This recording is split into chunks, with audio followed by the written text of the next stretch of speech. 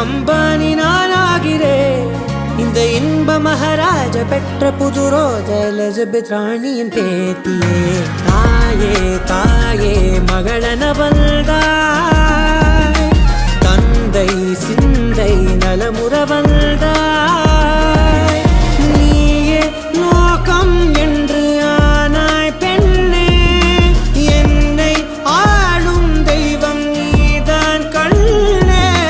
பெற்றது நானா இல்லை உன் மகனே நானம்மா. தாயே தாயே மகளன வந்தாய், தந்தை சிந்தை நலமுற வந்தாய்.